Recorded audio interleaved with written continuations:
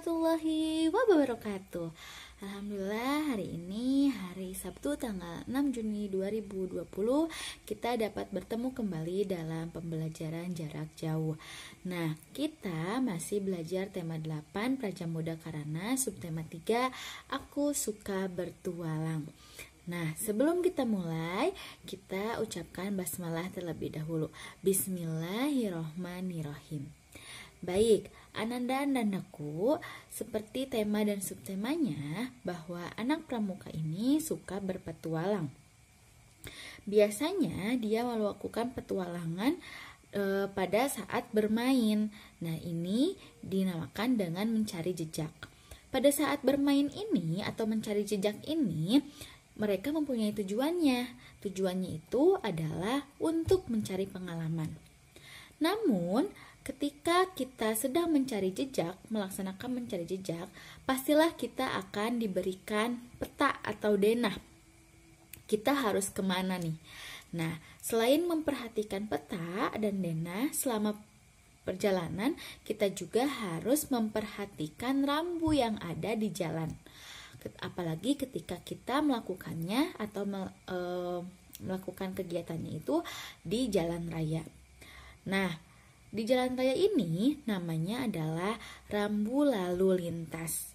Rambu lalu lintas ini mempunyai manfaat. Di antaranya, pertama, dia mengatur jalannya lalu lintas.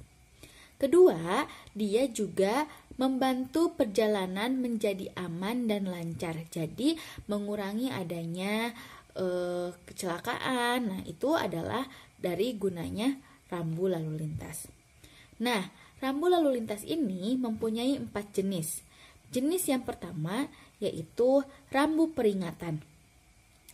Rambu peringatan dipasang untuk memberi peringatan kemungkinan adanya potensi bahaya atau tempat rawan berbahaya di depan pengguna jalan. Contohnya ada lintasan kereta api, tikungan tajam, jalan licin, jalan rawan longsor, dan lain-lain. Nah, ketika kita berjalan di jalan, ada nih contoh plang, misalkan ada plang seperti tadi kereta api, berarti di depannya bakal ada perlintasan kereta api. Nah, itu adalah rambu peringatan. Yang kedua, adanya rambu larangan. Rambu larangan ini menunjukkan perbuatan yang dilarang dilakukan oleh pemakai jalan. Contohnya, dilarang berhenti, dilarang parkir, batasan kecepatan, larangan menyalip, dan lain-lain. Ketika ada plang di sana dilarang berhenti, berarti kita tidak boleh memberhentikan kendaraan kita di tempat itu. Ketika ada larangan parkir, berarti kita juga tidak boleh parkir di tempat itu karena ada rambu dilarang parkir. Terus ketika di tol ada batasan kecepatan nih. Nah, berarti di situ misal batasan kecepatannya 15 km per jam, berarti kecepatannya tidak boleh lebih dari 15 km per jam. Nah, ketika ada rambu dilarang menyalip, berarti itu biasanya terjadi kecelakaan ketika kita menyalip. Nah, makanya diberikan rambu dilarang menyalip. Itu adalah contoh dari rambu larangan. Yang ketiga, itu rambu perintah. Rambu perintah ini menyatakan perintah yang mewajibkan pengguna jalan untuk melakukannya. Kalau larangan mewajibkan untuk tidak melakukan, kalau perintah untuk melakukannya. Contohnya, perintah berbelok, mau belok ke kanan atau ke kiri.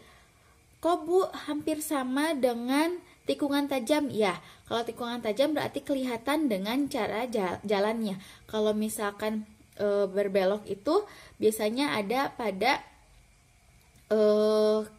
pertigaan, persimpangan, itu ada perintah untuk berbelok, misalkan gitu. Terus misalkan kemarin ada penutupan jalan yang biasanya jalannya harus lurus, ada perintah dibelokkan ke kiri misalkan, berarti itu ada perubahan perjalanan untuk dibelokkan ke kiri. Atau misalkan perubahan perjalanannya dibelokkan ke kanan. Nah, itu adalah perintah untuk berbelok. Ada juga perintah untuk berputar. Biasanya itu ada taman di tengah-tengah jalan, jadi kita perempatannya itu tidak bisa langsung belok kanan atau belok kiri, tapi harus kalau dari arah kanan, misalkan kita mau ke kanan, berarti kita harus berbelok dulu ke kanan gitu, berputar dulu ke kanan. Nah, itu ada perintah untuk berputar. Terus ada tempat parkir. Kalau misalkan tadi P-nya dicoret itu dilarang parkir, kalau ini ada tempat parkir. Namun tempat parkir juga harus dilihat, itu tempat parkir untuk apa? Untuk kendaraan roda 2 kah, roda 4 kah? Roda 4 kah juga bisa kendaraan pribadi, truk, atau bis gitu ya. Nah, itu juga dilihat ada tulisannya untuk apa. Nah, itu adalah rambu perintah. Yang keempat, ini rambu petunjuk. Rambu yang sering kalian banyak dilihat. Nah, rambu petunjuk ini berupa petunjuk jurusan dan rambu penegasan jurusan yang menyatakan petunjuk arah untuk mencapai tujuan. Nah, rambu petunjuk ini dibagi dua. Yang pertama, ada petunjuk arah. Yang kedua, ada petunjuk tempat. Nah, di sini ya bisa kalian lihat, ini ada contoh petunjuk arah. Jadi, ketika kalian lihat ada Subang dan Bandung, itu berarti kalian kalau misalkan mau ke Subang dan ke Bandung, kalian akan lurus. Tapi ketika kalian mau memilih untuk ke Cikampek atau ke Karawang, kalian harus belok ke kiri. Nah, itu adalah petunjuk arah. Yang kedua, petunjuk tempat. Rambu petunjuk itu. Contohnya ada rumah ibadah, masjid, gereja, vihara, pura. Nah, itu adalah contoh rumah ibadah. Jadi ketika ada rambu itu berarti kalian mendekati rumah ibadah. Nah, terus ada juga petunjuk tempat rumah sakit, pom bensin, dan rumah makan. Nah, untuk rumah makan ini dibagi menjadi dua. Ada restoran, ada juga kafe. Nah, restoran itu tandanya garpu dan sendok. Tetapi kalau misalkan kafe, gambarnya cangkir. Nah, itu dibedakannya. Nah, selain ada petunjuk di jalan itu ada rambu, ada juga lampu lalu lintas. Ketika kalian melihat ini, kalian berarti akan menemui lampu lalu lintas. Lampu lalu lintas ini biasanya ditemukan di perempatan jalan atau di pertigaan jalan. Nah, lampu lalu lintas ini mempunyai 3 warna. Nah, 3 warna ini juga mempunyai arti. Lampu hijau menyala berarti kendaraan boleh melaju. Kalau lampu kuning menyala berarti kendaraan harus bersiap-siap untuk berhenti atau untuk melaju. Jadi ketika kalian melihat ada lampu kuning setelah lampu hijau, bukan kalian mengebut, tapi kalian bersiap untuk berhenti. Sama halnya dengan ketika kalian dari merah mau ke hijau, kuning dulu, bukan kalian untuk mengebut juga untuk maju, tapi itu untuk bersiap kalian melaju, ya. Terus ada lampu merah. Lampu merah ini kalau menyala untuk berhenti, ya. Nah, di tempat yang sama juga ada yang namanya zebra cross. Di bawah ketika kalian di jalan ada yang warnanya hitam putih itu namanya zebra cross. Zebra cross ini gunanya untuk menyeberang jalan bagi pengguna jalan yang berjalan kaki. Nah, ketika lampu merah menyala untuk kendaraan, nah barulah kita sebagai pejalan kaki bisa menyeberangnya. Tapi ketika lampu hijau yang menyala untuk pejalan yang membawa kendaraan, maka kita tidak boleh menyeberang, kita harus berhenti. Tapi Bu, kalau misalkan kita tidak berada di persimpangan jalan yang ada lampu merahnya, tapi kita ingin menyeberang, itu harus bagaimana? Kalian harus mencari rambu yang bertanda seperti ini.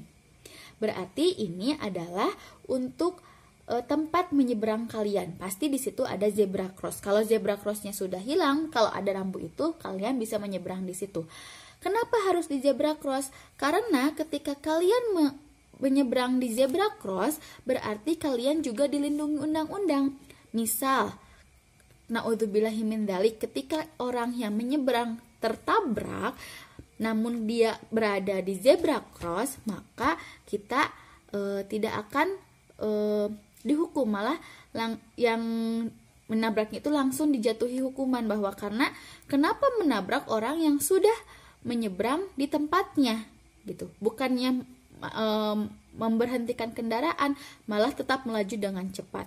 Nah, makanya kenapa disarankan untuk menyeberang di zebra cross. Namun tetap ketika mau menyeberang melalui zebra cross, baik di perempatan jalan yang ada lampu lalu lintas dan tidak ada lampu lalu lintas, kalian harus melihat kanan dan kiri kalian untuk memastikan tidak ada kendaraan yang melaju untuk kalian melewati jalan tersebut. Nah, itu adalah tentang rambu lalu lintas, lampu lalu lintas, dan cara untuk menyeberang ketika kalian berada di jalan. Nah, untuk hari ini sekian pembahasannya. Jika ada yang mau bertanya seperti biasa, silahkan menghubungi di WhatsApp Ibu. Tugas hari ini ada 2. Yang pertama, aktivitas 2 halaman 58 dan aktivitas 1 halaman 73. Semuanya dikumpulkan di Edmodo. Waktunya sampai pukul 9 malam. Dikerjakan dengan semangat, tetap sehat, tetap menjalankan perilaku hidup bersih dan sehat. Jangan lupa minum vitamin, jangan lupa untuk berjemur dan olahraga. Sekian dari Ibu. Wassalamualaikum warahmatullahi wabarakatuh.